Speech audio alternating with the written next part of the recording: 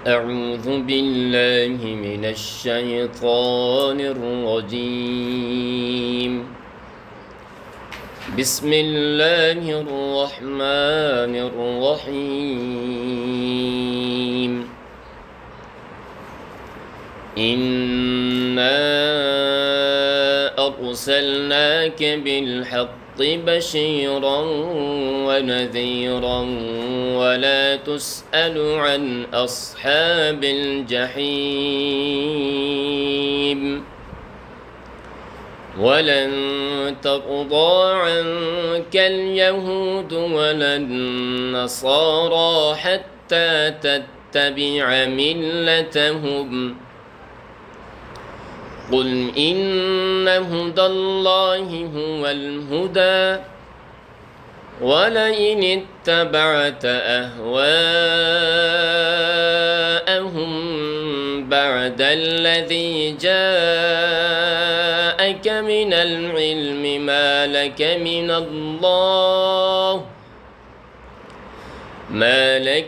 الله من ولي ولا نصير.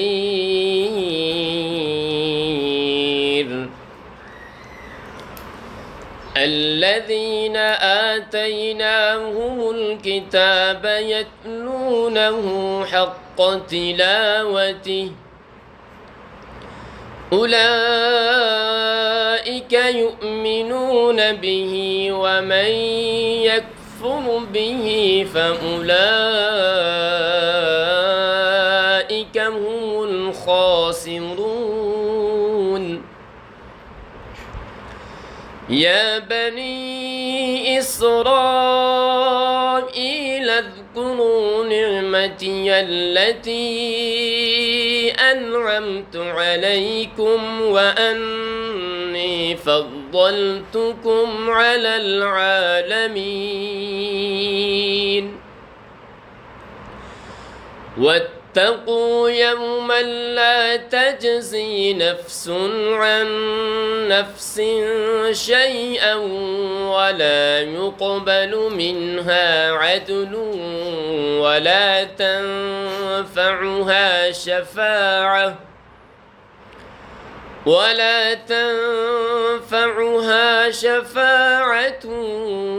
ولا هم ينصرون.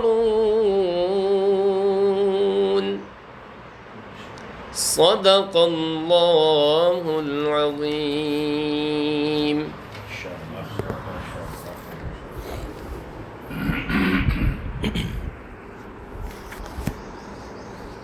أعوذ بالله من الشيطان الرجيم. بسم الله الرحمن الرحيم. إنا أرسلناك بالحق بشيرا ونذيرا ولا تسأل عن أصحاب الجحيم. अभी जो तिलावत की हज़रत कारी साहब ने वो आयत थी 119, 120, 121 और 122 और 123 सूरह अल-बक़रा। सबसे पहले आज के सबक का माक़बल सबक के साथ रब्त। दुरूद शरीफ पढ़ लें सब अहबाब इक़बाल।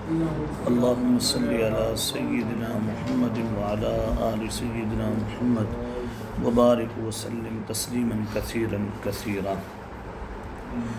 इन आयात का माक़बल सबक के साथ रब्त ये है कि गुज़श्ता जो असबाब गुज़रे हैं इनमें अल्लाह परवरदिगार आलम की तरफ से अहले किताब पर शिकवे थे। पहला शिकवा आप लोगों के जहन में होगा, उन्होंने कहा कि यहूद और नसारा के अलावा जन्नत में और कोई नहीं जाएगा। दूसरा शिकवा ये था, यहूद कहते थे हम हक़ पर हैं, नसारा कहते थे कि हम हक़ पर हैं। तीसरा शिकवा था, इनसे बड़ा जालिम कौन होगा जो लोगों को अल्लाह के घर में आने से रोके। चौथा शिकवा था, वक़ालू इत्तख़ज़ल्लाहु वलदन सुबहाना, ये लोग ऐसे हैं चाहे वो मुशरिकीन मक्का हों या चाहे वो यहूद व नसारा हों, ये ऐसे लोग हैं اتخذ اللہ ولدن، جنہوں نے اللہ کے لیے کیا بنا دی ہے؟ اولاد. سبحانہ، حالانکہ اللہ پروردگار عالم اولاد سے کیا ہیں؟ پاک ہیں.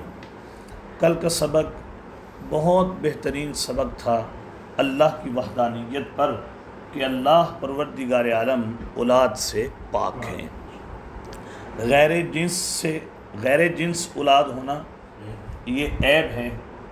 جنس سے اللہ کی اولاد ہو نہیں سکتی، اس لیے کہ اللہ کی ذات اور صفات میں ان کا کوئی مثل ہے ہی نہیں. اور اگر اولاد سے یہ مقصود ہے تمہارا کہ اللہ پروردگار عالم نے اپنے اختیارات اپنے برگزیدہ کو اور انبیاء کو، مثلا جن کو حضرت عزیر کو یہود کیا کہتے ہیں؟ یہ اللہ کے بیٹے ہیں. نصارہ کہتے ہیں حضرت عیسیٰ اللہ کے بیٹے ہیں. مشرکین مکہ کہتے ہیں کہ یہ ملائکہ اللہ کی بیٹیاں ہیں. اگر اس اولاد ماننے سے مقصد یہ ہے کہ اللہ پروردگار عالم نے اپنے اختیارات ان کے سپرد کر دیے ہیں، تو یہ بات بھی تمہاری درست نہیں. سبحانہ، اللہ اولاد بنانے سے پاک ہے. اللہ اپنے اختیارات لوگوں کو منتقل کرنے سے بھی کیا ہے؟ پاک ہے. اس کی کوئی اولاد نہیں. جی ہاں، ملائکہ کو اللہ کی بیٹیاں کہتے ہیں، وہ بھی ان کا ایک گروہ، یہ آئے گا انشاءاللہ. بل لہو ما فی السماوات والارض، یہ جواب شکوہ دے کر کہا تھا اسے کیا ضرورت ہے اولاد بنانے کی، اسے کیا ضرورت ہے اپنے اختیارات لوگوں میں منتقل کرنے کی. ان کی تو اپنی ذات اور حیثیت اور شان یہ ہے کہ زمین و آسمان کی ہر چیز اسی کی کیا ہے؟ ملکیت بھی ہے.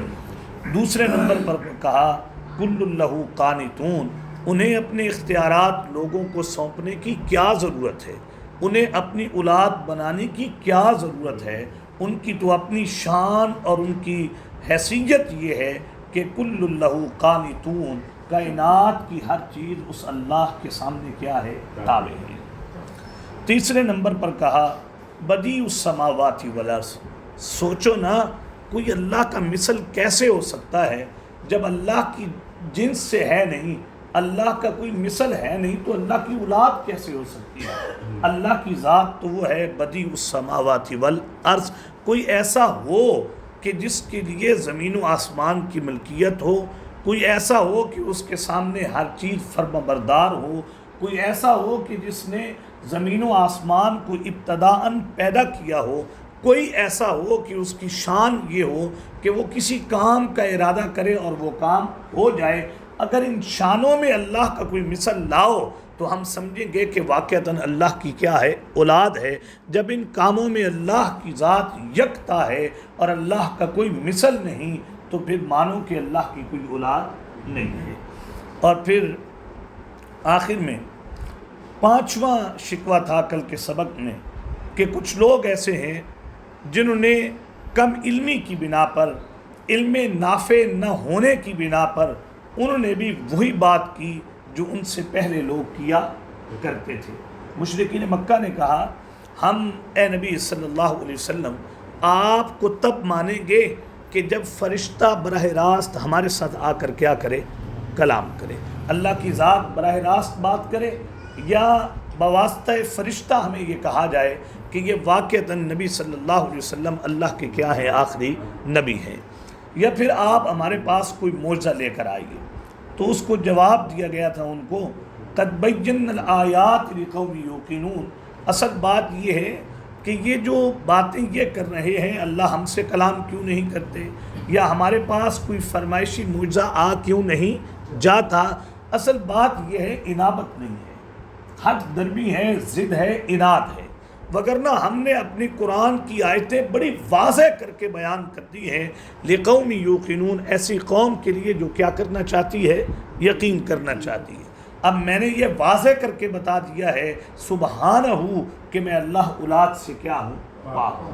سورہ مریم میں زندگی رہی تو پڑھیں گے، جہاں نبی مہربان صلی اللہ علیہ وسلم نے ارشاد فرمایا کہ اگر اللہ کی اولاد ہوتی تو میں محمد صلی اللہ علیہ وسلم وانا اول العابدین، میں سب سے پہلے اس کی کیا کرتا؟ عبادت کرتا. اگر میں محمد صلی اللہ علیہ وسلم اللہ کے سوا کسی کی عبادت نہیں کرتا، یہ دلیل ہے کہ اللہ کی کوئی اولاد نہیں ہے۔ سورہ نجم میں یہ بات گزر گئی اور آئے گی انشاءاللہ، ام لہ البنات ولکم البنون۔ بڑی عجیب بات ہے، اللہ کے لیے اولاد ماننا یہ بھی بہت بڑی بات ہے، پھر اولاد میں اللہ کے لیے بیٹیاں اور اپنے لیے بیٹے، تلک اذن قسمت ضیزی، یہ بہت نا انصافی کی تقسیم کر رہے ہو تم اللہ کے لیے۔ پہلی بات تو اولاد نہیں ہے، اور پھر مانتے ہو تو اللہ کے لیے بیٹیاں اور اپنے لیے کیا مانتے ہو؟ بیٹے مانتے ہو۔ بہرحال یہ گزشتہ سبق تھا۔ آج کا جو سبق ہے اس میں جو پہلی آیت ہے اس میں نبی مہربان صلی اللہ علیہ وسلم کے لیے تسلی ہے۔ سبق کی جو دوسری آیت ہے اس میں بڑے طریقے کے ساتھ زجر کا بیان ہے، اور سبق کی جو تیسری آیت ہوگی اس کے اندر اللہ پروردگار عالم، یہ بڑا قرآن کا جو ایک انداز ہے اور اللہ کی ذات اقدس کہ جس بندے میں جو خوبی اور کمال ہو، اللہ پروردگار عالم ان کے کمال کو بھی کیا کرتے ہیں؟ بیان کرتے ہیں، یعنی دلیل نقلی دی جائے گی سابقہ کتابوں والوں سے۔ اب پہلی دیکھیے حضور صلی اللہ علیہ وسلم کے لیے تسلی۔ یقیناً حضور صلی اللہ علیہ وسلم انتھک کوشش کرتے تھے اس بات کی کہ کسی طریقے سے یہ یہود علماء ایمان لے آئیں، یہ نصارہ ایمان لے آئیں، اور یہ مشرکین مکہ کیا لائیں؟ ایمان لائیں، جس کی وجہ سے نبی اکرم صلی اللہ علیہ وسلم کو ایک کڑن رہتی تھی، ایک تکلیف رہتی تھی کہ اتنی انتھک محنت کے باوجود یہ لوگ ایمان کیوں نہیں لاتے۔ جو بندہ محنت کر رہا ہوتا ہے اور اس کو وہ ثمرہ بظاہر نظر نہیں آتا تو یقیناً ایک محنت کرنے والا انسان اپنی محنت سے بسا اوقات ٹوٹ جاتا ہے، یار مجھے تو وہ ثمرہ حاصل نہیں ہو رہا، وہ نتیجہ نہیں آ رہا۔ اگرچہ انسان کو سمجھنا یہ چاہیے کہ محنت ہمارا کام ہے اور ثمرات کس کا کام ہے؟ اللہ کا کام، لیکن فطرت ہے نا، انسان ہے، انسان کام کے بعد اس کا نتیجہ چاہتا ہے، نتیجہ ملے تو اطمینان پاتا ہے، اور اگر نتیجہ نہ ملے تو اسے پریشانی لاحق ہوتی ہے، میری محنت میں کوئی مسئلہ تو نہیں جس کی وجہ سے مجھے وہ ثمرات حاصل نہیں ہو رہے۔ تو نبی اکرم صلی اللہ علیہ وسلم کو تسلی دے کر کہا گیا انا ارسلناک بالحق، اے نبی صلی اللہ علیہ وسلم آپ اپنا فریضہ پہچانیے، آپ کا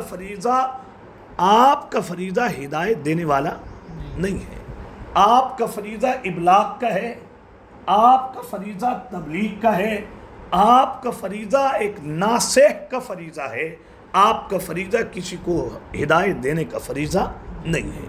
جیسے زندگی رہی 20ویں پارے میں انشاءاللہ پڑھیں گے، انک لا تہدی من احببت، اے نبی صلی اللہ علیہ وسلم آپ ہدایت نہیں دے سکتے من احببت، جس کو آپ چاہیں، ولیکن اللہ یہدی من یشاء، اللہ پروردگار عالم جسے چاہتے ہیں کیا دیتے ہیں؟ ہدایت دیتے ہیں، وَهُوَ عَالَمُ بِالْمُهْتَدِينَ، اللہ ہدایت والوں کو خوب جانتا ہے۔ تو حضور صلی اللہ علیہ وسلم کو کہا گیا آپ کا جو فریضہ ہے وہ ابلاغ کا ہے، آپ پہنچائیے، آپ تبلیغ کیجیے، آپ کا درجہ ایک ناصح کا درجہ ہے، آپ لوگوں کو نصیحت کیجیے، اب لوگوں کو ماننے کی نہج پر لے کر آنا یہ آپ کی ذمہ داری نہیں ہے۔ دیکھیے انا ارسلناک بالحق، ہم نے آپ کو بھیجا ہے حق کے ساتھ، ہم نے آپ کو بھیجا ہے حق کے ساتھ۔ حق کا ایک معنی مفسرین نے کیا سچا مذہب، دوسرا حق کا معنی ہے انا ارسلناک بالحق اے بالقرآن، اے نبی صلی اللہ علیہ وسلم آپ کیوں گھبرا رہے ہیں اگر یہ لوگ آپ کی بات مان کر ایمان نہیں لا رہے؟ آپ ہدایت دینے والے نہیں ہیں، آپ تو آپ کا جو درجہ ہے، آپ کا جو مقام ہے وہ ہے ہادی کا۔ انا ارسلناک بالحق، ہم نے آپ کو قرآن دے کر بھیجا ہے، آپ اس قرآن کے ذریعے کیا کیجئے؟ آپ اس سچے مذہب کے ذریعے کیا کیجئے؟ بشیرم و نذیرا، آپ کا پہلا فریضہ یہ ہے جو بات مان جائے اے نبی صلی اللہ علیہ وسلم آپ ان کو کیا دیجئے؟ بشارت دیجئے۔ جو یہ بات مان جائے کہ اللہ اولاد سے کیا ہے؟ پاک ہے، جن کے دل سابقہ گمراہ لوگوں کی طرح نہ ہوں، جن کے سامنے آیات بینات رکھی گئی اور انہیں یقین آ گیا اور انہوں نے مان لیا اس بات کو، بشیرن، اے میرے حبیب آپ کا پہلا فریضہ یہ ہے کہ آپ ان لوگوں کو کیا دے دیں؟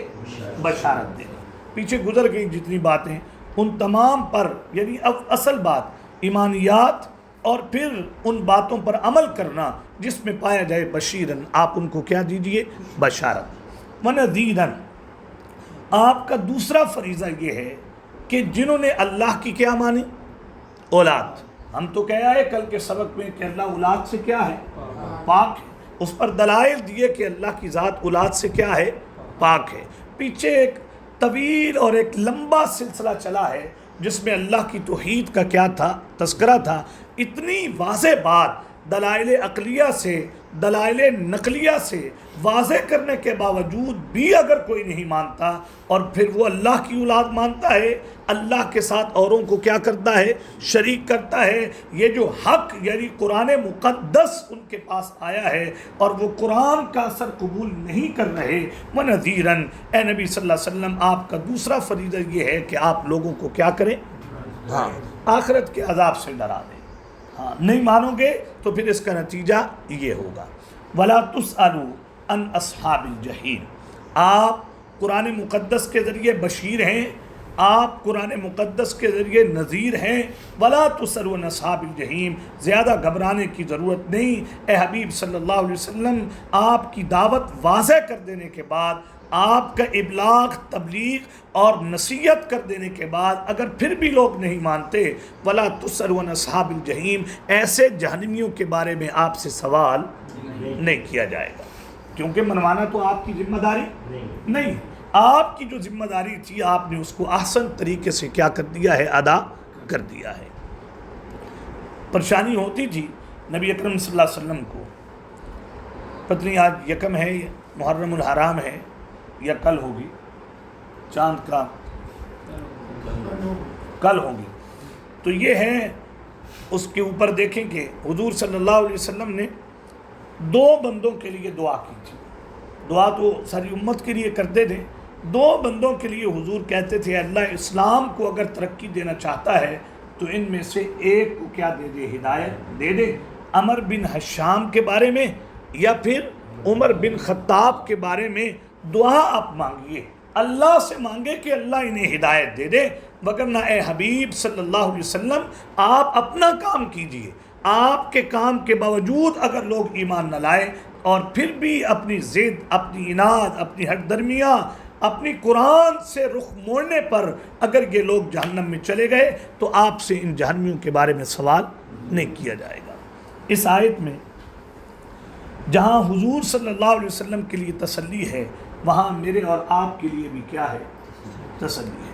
آپ اپنا کام کریں، آپ اپنی ذمہ داری احسن طریقے سے پوری کریں۔ ہاں، آپ اپنی دعوت کو شاندار بنانے کی کیا کریں؟ کوشش کریں۔ اس پہ جو ثمرات ہیں وہ تو آپ کے اختیار میں نہیں ہیں، ثمرات تو کس کے ہاتھ میں ہیں؟ اللہ کے ہاتھ میں ہیں۔ دوسری بات اس آیت سے ہمارے لیے یہ ہے کہ تبلیغ کے لیے انسان کے پاس جو نصاب ہونا چاہیے وہ اللہ کا قرآن ہونا چاہیے۔ اِنَّا أَرْسَلْنَاكَ بِالْحَقِّ، اے حبیب صلی اللہ علیہ وسلم ہم نے قرآن دے کر بھیجا ہے، اس قرآن کے ذریعے بشیر بنیے اور اس قرآن کے ذریعے نذیر بنیے۔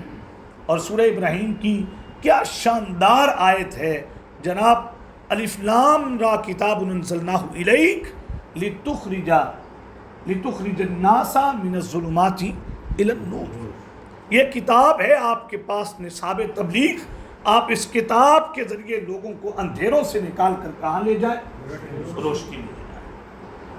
قد جاءکم من اللہ نور و کتاب مبین، کتاب مبین آ چکی ہے تمہارے پاس۔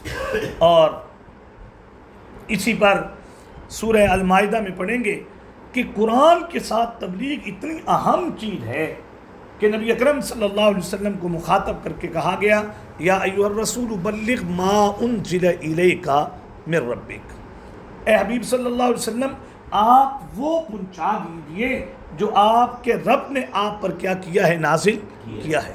اگلا جملہ دیکھیے کتنا عجیب ہے، وَإِلَّمْ تَفْعَلْ فَمَا بَلَّغْتَ رِسَالَتَهُ، اگر آپ بشیر اور نذیر بالحق کے ذریعے نہ بنے، بالقرآن کے ذریعے نہ بنے، اور یہ پیغام قرآن کا لوگوں تک نہ پہنچا، فما بلغت رسالتہ، ہم سمجھیں گے کہ آپ نے ہماری رسالت کا حق ادا نہیں کیا۔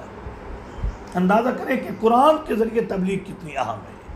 اور پھر کہا گیا واللہ یعصمک من الناس، ہمیں پتہ ہے جب آپ تبلیغ بالقرآن کریں گے تو یہ جو 360 معبود بنا کر یہ بیٹھے ہیں حرم میں، یہ لوگ آپ کی کیا کریں گے؟ مخالفت کریں گے۔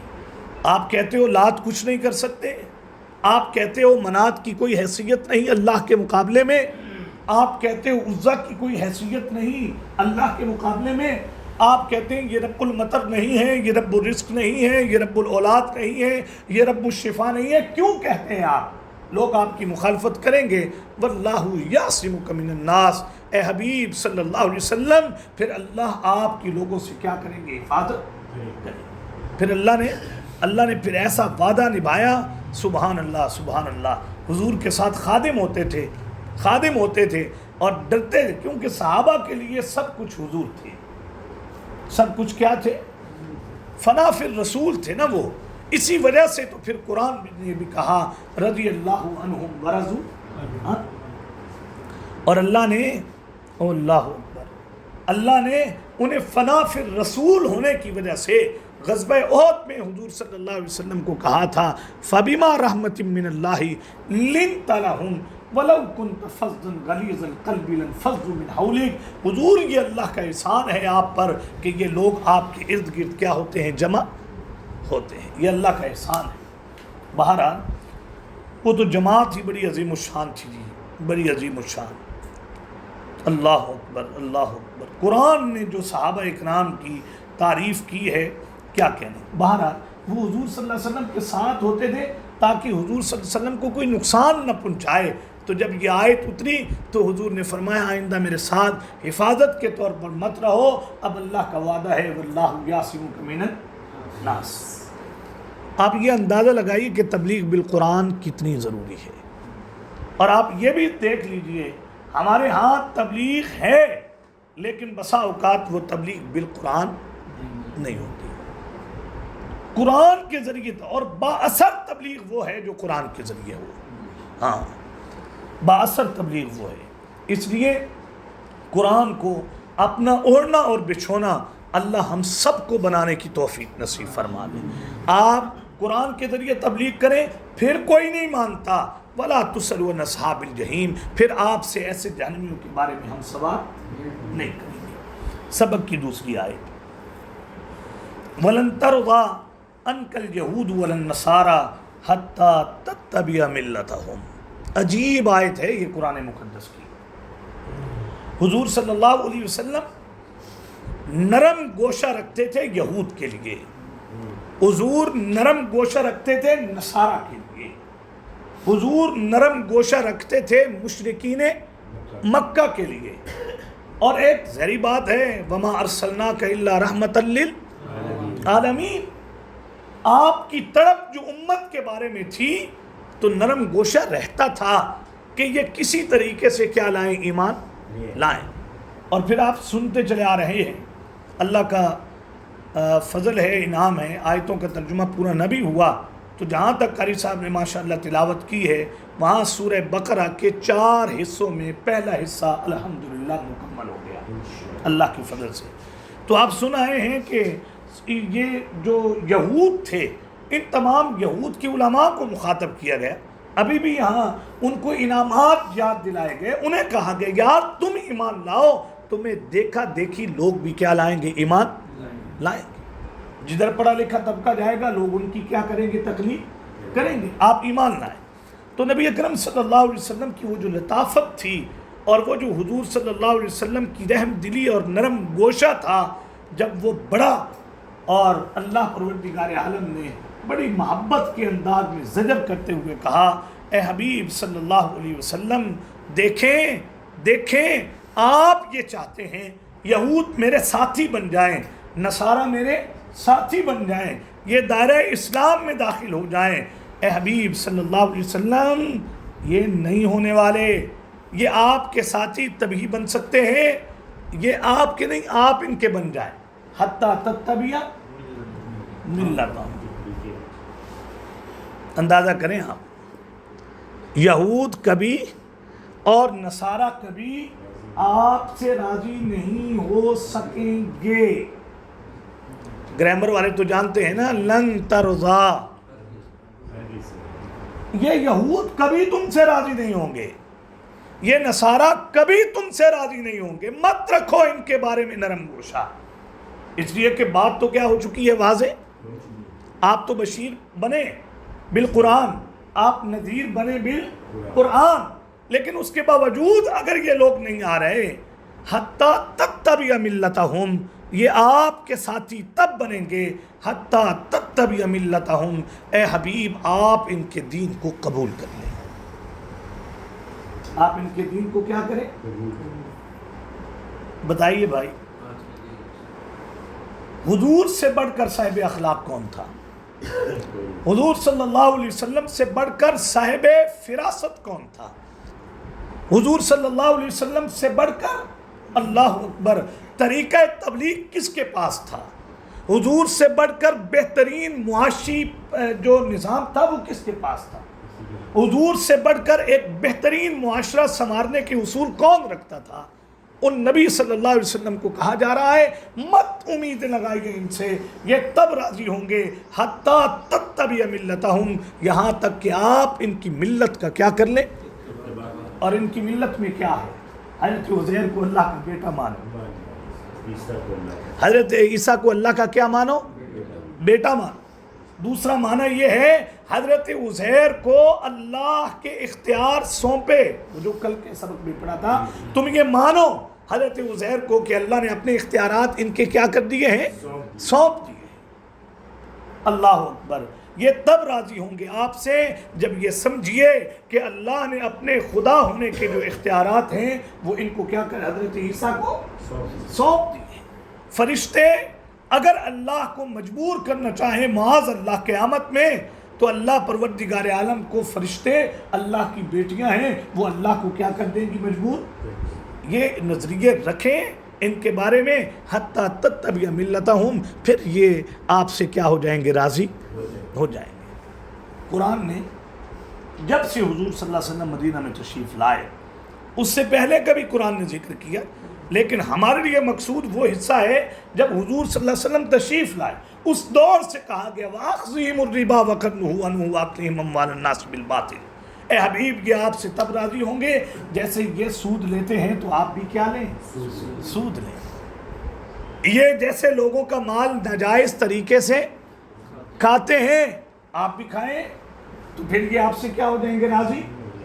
اس دور سے لے کر آج تک یہ مسلمہ ہے، یہ بات یہود کے اندر، وہ اپنے سوا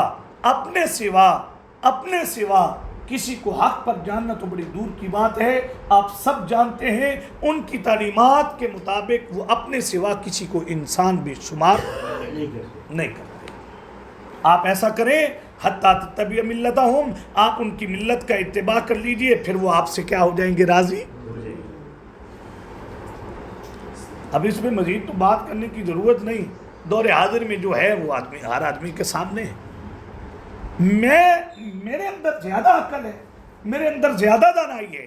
قرآن مجھے کہہ رہا ہے سورہ مائدہ میں، یا ایھا الذین آمنوا لا تتخذوا اليہود والنصارى اولیاء، اے ایمان والو یہود اور نصارہ کو کبھی اپنا دوست مت بنا۔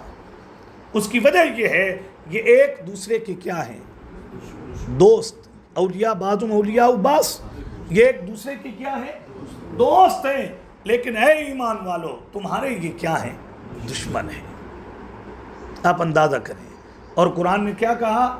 کل سورہ کل یہاں نہیں کہیں اور بات ہو رہی تھی، سورہ ممتحنہ، یا ایھا الذین آمنوا لا تتخذوا عدوی وعدوکم اولیاء، اے ایمان والو جو میرے دشمن ہیں تمہارے دشمن ہیں، انہیں دوست مت بنا۔ یا اللہ، انسان ہے نا، ہماری فطرت میں بھی دوستی لگانا ہے، ہمیں بھی دوست چاہیے، ہمیں لوگ چاہیے جن کے ساتھ ہم مانوس ہوں۔ تو قرآن نے کیا کہا؟ آؤ دوستی لگانی ہے نا، انما ولیکم اللہ و رسولہ، آؤ نا اللہ سے دوستی لگاؤ، اس کے رسول سے دوستی لگاؤ، والذین آمنوا، اور ایمان والوں سے دوستی لگاؤ، نمازیوں سے لگاؤ، زکوٰۃ دینے والوں سے لگاؤ، رکوع کرنے والوں، جماعت کے ساتھ نماز پڑھنے والوں سے کیا لگاؤ؟ دوستی لگاؤ۔ سنو، یہود اور نصارہ کی دوستیاں ترک کر کے اللہ اور اس کے رسول سے دوستی لگاؤ گے، فَإِنَّ حِزْبَ اللَّهِ، تو اس وقت تم کیا بن جاؤ گے؟ اللہ کی جماعت بن جاؤ گے، اور جب تم اللہ کی جماعت بنو گے، ہم الغالبون، تو تم دنیا میں کیا رہو گے؟ غالب۔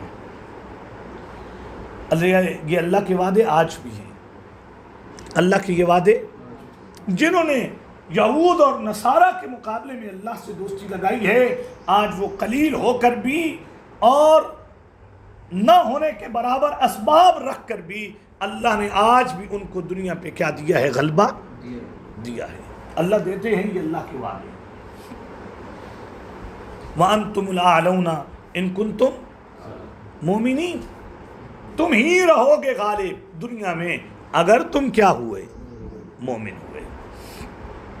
بہرحال تو میں یہ عرض کر رہا تھا، میرے اندر کوئی زیادہ معاشی سمجھداری ہے، ہمارے اندر کوئی زیادہ مطلب وہ معاشرتی نظم ہم زیادہ سمجھتے ہیں؟ کیا ہم حضور سے زیادہ یہود کے مزاج کو جانتے ہیں؟ نصارہ کے مزاج کو ہم قرآن سے اور اللہ سے زیادہ جانتے ہیں؟ جب اللہ نے منع کر دیا وَلَن تَرْضَىٰ، اللہ اکبر، یہ کبھی بھی آپ سے راضی نہیں ہو سکتا۔ اب اگلی باتیں آپ بریکٹ والی کو سمجھ لیجئے، کتنی قربانیاں کی ہیں ہم نے، کتنی قربانیاں کی ہیں، کتنی قربانیاں کی ہیں صرف ایک دوستی نبھانے کے لیے، لیکن نتیجہ آخر میں ملتا تھا کہ تم لوگوں نے دوستی کا حق ادا نہیں کیا۔ بالکل۔ تو قرآن کی بات دیکھیں، وَلَن تَرْضَىٰ عَنْكَ الْيَهُودُ، یہود اور نصارہ کبھی بھی آپ سے راضی نہیں ہوں گے۔ یہود و نصارہ جن سے راضی اس وقت نہیں ہے وہ ایمان والے، بالکل اندازہ کر، بالکل بہت عمدہ۔ ساری دنیا کے یہود و نصارہ اکٹھے ہو کر، جی ہاں، یہ آپ پچھلے سبقوں میں پڑھائے ہیں، صرف غزہ کا معاملہ نہیں ہے، جب کبھی بھی معاملہ ہے اسلام کا، وہ بات یہاں اٹھے تو وہ یہاں بھی ایسے ہیں، یہ آواز کشمیر میں ہو تو وہ وہاں بھی ویسے ہیں، یہ بات برما میں ہو تو پھر وہ وہاں بھی ویسی ہے، یہ بات افغانستان میں ہو تو پھر وہ وہاں بھی ویسے ہیں۔ وَلَن تَرْضَىٰ عَنْكَ الْيَهُودُ وَلَا النَّصَارَىٰ، یہود اور نصارہ کبھی آپ سے راضی نہیں، حتیٰ ایک بات یاد آ گئی، ہم بات یہ کر رہے ہیں کہ جن کے وہ مخالف ہیں وہ حق پر ہیں یا ایمان پر ہیں۔ صوفی محمد نے ایک دور میں افغانستان کے وار میں مالاکنڈ ایجنسی میں ومبورا میں اجتماع کیا تھا، اور وہ بڑا اجتماع تھا، اور اس نے کہا تھا شریعت کا نفاذ کریں۔ تو یورپ اور امریکہ میں اسی وقت سے جو اتنا تھلتلی مچ گئی تھی کہ پاکستان میں شریعت کا نفاذ ہونے والا ہے، تب وہ اسلام آباد کے قریب پہنچ گئے۔ ایسے تو سچی بات یہ تھی کہ وہ اس وقت بھی ایمان والے تھے اور آج بھی ایمان والے۔ بالکل بالکل، جن سے پریشانی ہو، تکلیف ہو، وہ ان کے صاحب ایمان ہونے کا تو قرآن کہتا ہے۔ اور جیسے آپ نے ابھی بات کی ہے کہ بھائی وہ قرآن یہ کہتا ہے کہ یہ تمہارے دوست نہیں ہوں گے، جہاں ان کی دوستیاں وہاں ایمان نہیں، جہاں ایمان ہے وہاں ان کی دوستیاں نہیں ہوں گی۔ بہرحال حتیٰ تتبع ملتہم، ویسے بڑے ہم عجیب لوگ ہیں، ہم لوگوں کے پیچھے چلتے ہیں، وہ کبھی ہمارے پیچھے نہیں چلے۔ بھائی شادیاں ہم ہندوانہ رسومات کے مطابق کرتے ہیں نا، کبھی ہندوؤں نے بھی ہمارے طرز پر آ کر کی ہے، ہم نے انہی کی نقل اتاری، کبھی انہوں نے بھی ہماری اتاری ہے۔ قُلْ إِنَّ هُدَى اللَّهِ هُوَ الْهُدَىٰ، آپ اندازہ کیجیے، اگلی آیتیں ذرا سنیے، آیت کا حصہ، قُلْ إِنَّ هُدَى اللَّهِ هُوَ الْهُدَىٰ، ان کے ملت کی اتباع کی ضرورت ہی کیا ہے؟ اے حبیب صلی اللہ علیہ وسلم، ان ہدی اللہ والہدیٰ، اصل ہدایت تو وہ ہے حقیقی ہدایت جو اللہ کی ہدایت ہے، اور اس ہدایت سے مراد کیا ہے؟ هو الاسلام، الذی علیہ انتا، اے حبیب اصل ہدایت وہ دین اسلام ہے جس کے اوپر اللہ نے آپ کو کاربند کر دیا ہے. آپ کو ان کی اتباع کرنے، ان کی ملت کی اتباع کی اجازت نہیں ہے. آپ ہدایت کی اوپر اتباع کریں، ہدایت کے پیچھے چلیے، اور وہ ہدایت کیا ہے؟ دین اسلام ہے. اب یہودیت منسوخ ہے، عیسائیت کیا ہو چکی ہے؟ منسوخ. مشرکین مکہ بت پرستی کے حامل ہیں، ان کے تو قریب جانا ہی نہیں ہے. ان ہدی اللہ الہدی، اصل راہ وہ ہے جو اللہ کی بتائی ہوئی کیا ہے؟ راہ ہے. اور اب وہ کیا ہے؟ دین اسلام ہے. اللہ ہمیں بھی اپنے دین کا وفادار بننے کی توفیق نصیب فرما لے. اب ذرا اگلی آیت ذرا دل تھام کے سنیے گا. اس میں بظاہر حضور صلی اللہ علیہ وسلم کو مخاطب کیا گیا اور ایک امر محال کو ذکر کیا گیا ہے. ہم نے اگرچہ حضور کو مخاطب کیا ہے، حضور تو کبھی ان کے ملت کا اتباع کر ہی نہیں سکتے. اس کی پہلی وجہ یہ ہے اہواہم، اللہ اکبر، نبی وہ ہوتا ہے اتباتا جس کی دنیا پیروری کرتی ہے، وہ کسی کی پیروری نہیں کرتا. نبی وہ ہوتا ہے اہواہم جو خواہشات کے پیچھے نہیں چلتا. نبی تو اللہ کی بتائی ہوئی راہ کے پیچھے کیا ہوتا ہے؟ چلتا ہے. نبی وہ ہوتے ہیں جن کے پاس تو بعد الذی جاءک من العلم، ایک واضح علم آ چکا ہوتا ہے اور حق ان پر عیاں ہو چکا ہوتا ہے. نبی کبھی بھی حق کو چھوڑ کر باطل کے پیچھے جا نہیں سکتے. حضور سے تو ہو ہی نہیں سکتا کہ حضور ان کی ملت کا کیا کرے، اس لیے کہ ان کی ملت اتباع حضور نہ، تم نے حضور کا اتباع کرنا ہے. حضور نے کسی کا اتباع نہیں کرنا. حضور اتباع کریں یہ خواہشات ہے، نبی خواہشات کا اتباع نہیں کرتا. حضور اتباع کریں کیوں بھائی؟ حضور کے پاس تو علم آ چکا ہے، یہ ممکن نہیں ہے.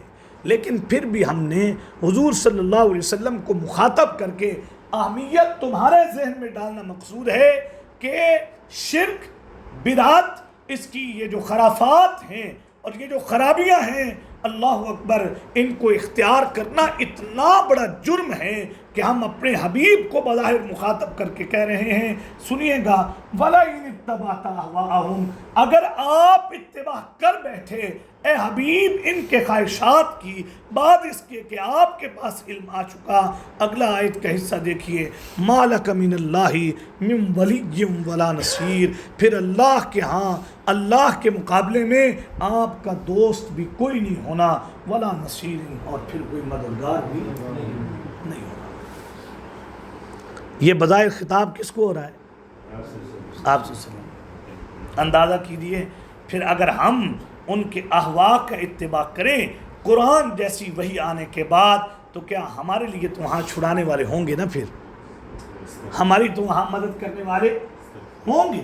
ہم تو سمجھتے ہیں کہ ہم سے تو کوئی اچھا مسلمان ہے. خواہشات ان کے پیچھے، اتباع ان کا ہم کر رہے ہیں، اور وہی جو ہمارے پاس اللہ کی ایک عظیم الشان نعمت آ چکی ہے، کبھی اس کو ہاتھ تک بھی لگانا ہم نے گوارا نہیں کیا. آپ دیکھیے ذرا، اتبعت اہواءہم، قرآن نے ان کے دین کو کیا کہا ہے؟ اہوا کہا ہے. اب وہ دین نہیں رہا، اب یہ کیا بن چکا ہے؟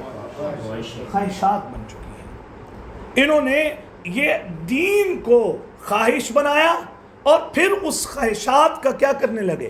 اتباع کرنے لگے، اور خواہشات کے اتباع کو انہوں نے دین کے اتباع کا کیا دیا ہے؟ نام دیا ہے. یہ بڑا دھوکہ ہے کہ انسان دین کو اپنی مرضی کے مطابق بنانے لگ جائے. آج بڑا افسوس ہوا دیکھ کر، لیکن اس چیز کو آپ نے بھی دیکھا ہوگا، سوشل میڈیا پہ بڑی چیزیں عام ہیں. حضور صلی اللہ علیہ وسلم کے گھوڑے کے نام حدیث میں موجود ہیں. حضور صلی اللہ علیہ وسلم کی اونٹنی کا نام بھی حدیث میں موجود ہے. حضور صلی اللہ علیہ وسلم کی تلوار کا نام بھی موجود ہے. صحابہ نے کبھی ایسا نہیں کیا، کبھی ایسا نہیں کیا کہ گھر سے کھانا بنوایا ہو اور پھر وہ حضور کی جو بابرکت سواری تھی اس کے منہ میں دیا ہو اور پھر اس کا جھوٹا خود کھایا ہو اور کہیں کہ یہ دین ہے. یہ خواہشات ہیں، یہ دین نہیں ہے. ابھی 18 ذی الحج کو عید منائی گئی، انشاءاللہ زندگی رہی تو اس پہ تبصرہ کریں گے. عجیب بات دیکھیے کہ ملتان میں اس عید کی نماز بھی پڑھی گئی ہے. ملتان میں عید غدیر کی کیا پڑھی گئی ہے؟ نماز.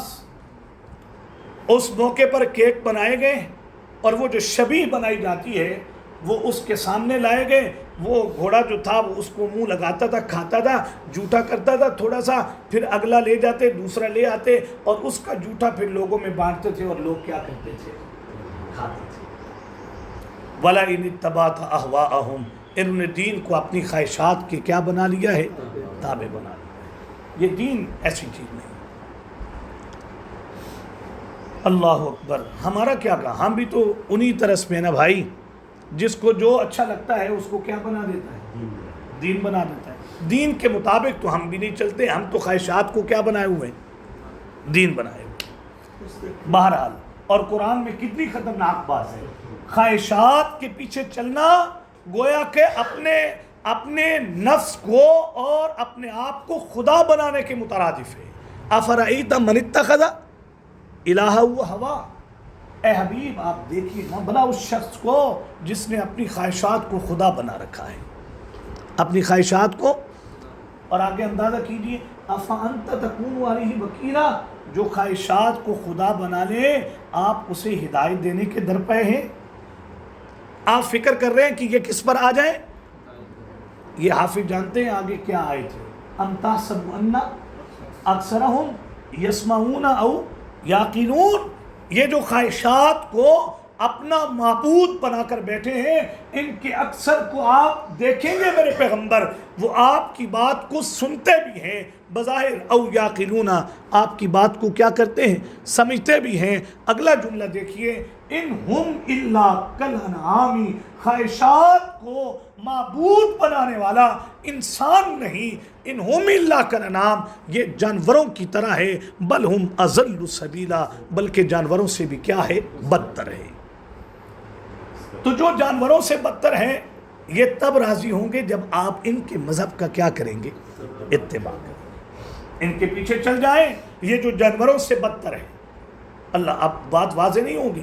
جو اپنے سوا کسی کو انسان نہیں سمجھتے، ہماری کتاب کی روشنی میں تو قرآن انہیں انسان نہیں کہتا، بلکہ وہ تو جانوروں سے بھی کیا ہے؟ بدتر ہے. اور بدتروں کے پیچھے جا رہے ہیں. ایک بہترین اسلام کا دیا ہوا نظام چھوڑ کر بدترین لوگوں کے نظام کو لے رہے ہو اور ان جانوروں کے نظام کو حاصل کر رہے ہو اور ان جانوروں کے نقش قدم پر چل کر اپنے آپ کو انسانیت کے معراج پہ پہنچانا چاہتے ہو. انسانیت کی معراج دیکھنی ہے تو وہاں دیکھو جن کی تربیت حضور نے کی تھی. سبحان اللہ. ہے نا حضرت عمر رضی اللہ عنہ کی شہادت کا دن، کہتے ہیں تاریخ اسلام پڑھ کے دیکھو، عمر کے لباس پر پیوند تو نظر آئیں گے لیکن عمر کی زندگی پہ کوئی داغ نظر. یہ ہے انسانیت کی معراج. ہیں جی، ملک کہاں جا رہا ہے اور حالات کیا ہیں اور تمہارا شاہی طرز زندگی کیا ہے؟ ایسے نہیں ہوتے. انسانیت اور رعایا معراج پہ تب پہنچتی ہے جب اینٹ رکھی جائے سر کے نیچے اور تکیے بھی سر کے اندر سے کیا کیے جائے؟ ہٹا دی. رعایا تب معراج پہ پہنچتی ہے جب لوگ غلام کو دیکھا کہ شاید یہ عمر ہے، تو ان کے پڑھے لکھے لوگوں نے کہا نہیں یہ عمر نہیں ہے. ہم نے اپنی کتابوں میں یہ نشانیاں پڑھی ہیں، جب وہ بیت المقدس کے اندر آئے گا اس کے ہاتھ میں لگام ہوگی اور غلام سواری کے اوپر بیٹھا ہوگا. بہرحال وَلَئِن اتَّبَعْتَ أَهْوَاءَهُمْ، اگر آپ نے ان کے اہواء کی، جنہوں نے خواہشات کو کیا بنایا ہے؟ معبود، اور وہ جانوروں سے بھی کیا ہے؟ اگر آپ نے اتباع کر لیا قرآن جیسا واضح علم آنے کے بعد، مَا لَكَ مِنَ اللَّهِ، نہیں ہوگا. ثمرہ اتباع کیا نکلے گا؟ نہیں ہوگا اے حبیب آپ کے لیے اللہ کے مقابلے میں مِن وَلِيٍّ، کوئی دوست، ولا نصیر، اور نہ ہی کوئی مدد کرنے والا. آپ اندازہ کریں سخت بات کتنی ہے نہیں؟ اور یہ کون بتائے گا؟ یہ دین کا اتباع ہے، یہ خواہشات کا اتباع ہے، یہ قرآن بتائے گا. اور قرآن تو کبھی زندگی میں پڑھا ہی، اس کو مقصد ہی نہیں جانا، اس کو سمجھا ہی نہیں، اس کی تبلیغ کو اپنا کام پتہ کیا چلے گا یہود کیا ہیں. اور آج پڑھا نہیں ہے اللہ کے فضل سے پتہ چل گیا نا، یہ خواہشات کا اتباع کرتے ہیں، اور جو خواہشات کا اتباع کرے وہ تو جانوروں سے بھی کیا ہے؟ بدتر۔ جب آدمی جانے کہ یہ جانوروں سے بدتر ہے تو پھر جانور کی کوئی بھی تقلید کرے گا نہیں۔ آپ کی اجازت ہو تو اگلی آیت کر کے رکوع سٹاپ کر دیں۔ جی سر، کیا خیال؟ اگر آپ اجازت دیں گے تو آسانی سے کام ہو جائے گا، نہیں دیں گے تو کام تو ہونا ہے۔ ہاں وہ کہنے پڑھو پڑھو اس دن غلط بھی وقت الذین آتیناہم الکتاب۔ یہود میں سارے ایسے نہیں، یہ ہے قرآن کا ایک انداز جو میری اور آپ کی تربیت کر رہا ہے۔ کسی قوم کے ساتھ دشمنی ہو جائے، اس قوم کے ہر فرد کو اس ترازو میں تولو نہیں۔ سارے اہل کتاب ایسے نہیں ہیں کہ تم انہیں یہ کہو کہ یہ جانوروں سے بھی کیا ہے؟ بدتر ہیں۔ ان میں ہیں کچھ دانے ایسے، آتیناہم الکتاب، ہم نے دی تھی اے میرے پیغمبر انہیں کتاب، تورات اور کیا؟ انجیل۔ یہود کو تورات اور نصارہ کو ہوئے ہوئے اللہ اکبر اللہ اکبر۔ ان میں کچھ لوگ ہیں ایسے جنہیں ہم نے کتاب دی ہے، یتلونہ حق تلاوتہ، یہ اپنی کتاب کو ایسے پڑھتے ہیں جیسے پڑھنے کا کیا ہے؟ حق ہے۔ سارے برابر نہیں کہ سب نے خواہشات کو کیا بنا لیا ہو؟ معبود نہیں، کچھ ہیں ایسی تلاوت کریں۔ یہاں آخری بات بس مختصر، وغیرہ یہ آیت بڑی مزیدار۔ یتلونہ حق تلاوت، پڑھتے ہیں جیسے پڑھنے کا کیا ہے؟ حق ہے۔ یہاں تلاوت کا معنی مفسرین نے لکھا ہے، یہاں تلاوت کا معنی ہے پیچھے چلنا۔ تلاوت کا معنی کیا ہے؟ پیچھے چلنا۔ اور سورہ ضحیٰ میں ہے والشمس وضحاہا، قسم ہے کس کی؟ سورج کی، وضحاہا اور اس کی روشنی کی، والقمر اذا تلاہا اور قسم ہے اس چاند کی، اذا تلاہا جب وہ سورج کے بعد آتا ہے، پیچھے آتا ہے۔ تو تلاوت کا معنی کیا ہے؟ پیچھے چلنا۔ یہی وہ دعا ہے نا جو ہم بھی قرآن کے لیے دعا کرتے ہیں، وَجْعَلْهُ لِي إِمَامًا، اللہ اس کتاب کو ہمارا کیا بنا دے؟ امام۔ تو امام کا کیا معنی؟ مقتدی پیچھے ہوتے ہیں آگے ہوتے ہیں؟ ہم قرآن کو امام تو مانتے ہیں لیکن اس کو رکھتے کیا ہیں اپنے پیچھے۔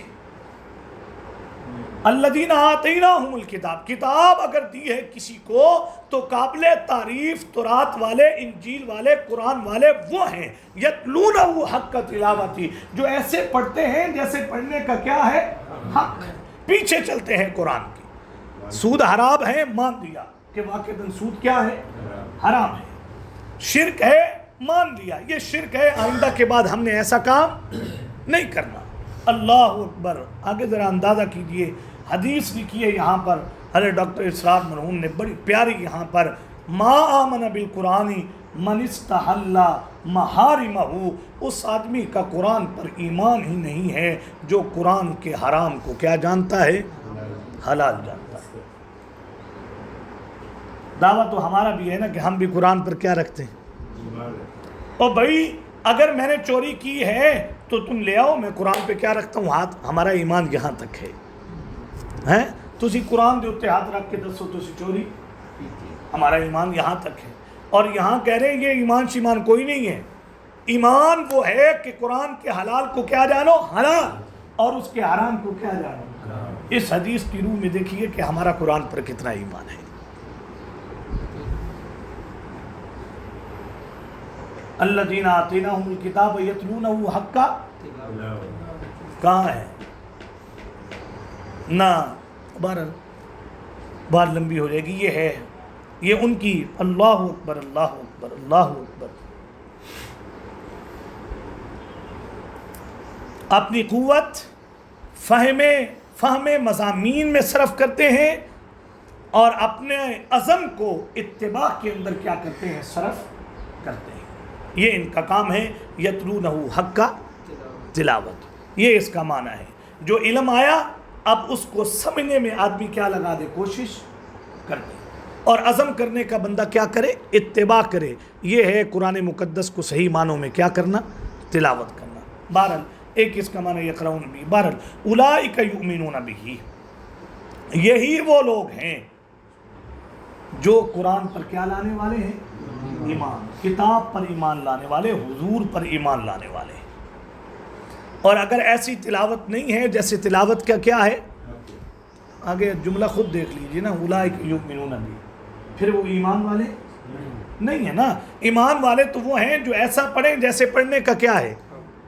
آپ ویسے ناراض نہ ہوں تو یہ بات بتائیے کہ ہمارے ہاں قرآن کی تلاوت کا یہ جو انداز جو یہاں ذکر کیا گیا وہ ہے، ہمارے اندر نہیں ہے.